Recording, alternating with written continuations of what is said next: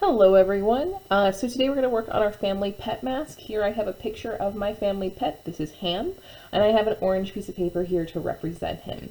So this is the orange here. So notice that he's mainly an orange cat and a little bit of white. So I'll add those white details later. So if I notice, his face is a little bit wider than it is tall. So if your animal is taller than it is wide, if you have a taller animal, you're going to fold it hot dog style your paper. And if you have so taller animals are hot dog and wider animals are hamburger. So I'm making a hamburger fold right now. And I'm just folding my paper just like that. So what happens now is I have a fold on my paper. This is the folded edge and this is the open edge. So I'm actually going to draw half of Ham's head. This is Ham.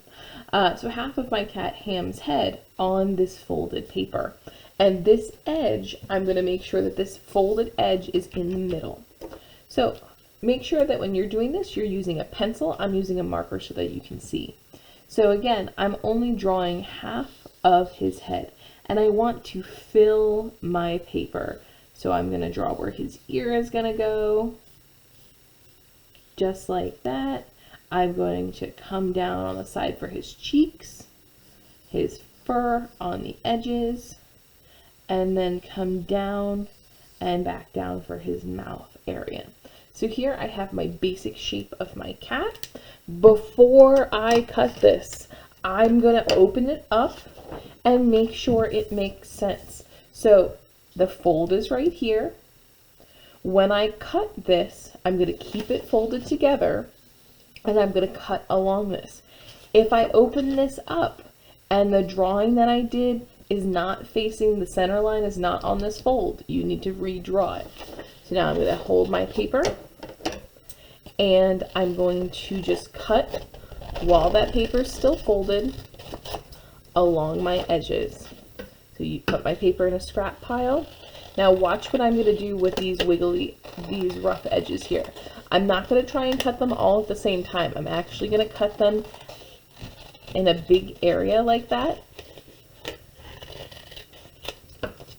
And then I'm going to come back and cut my details while I keep my paper folded. Make sure you keep your helper hand out of the way.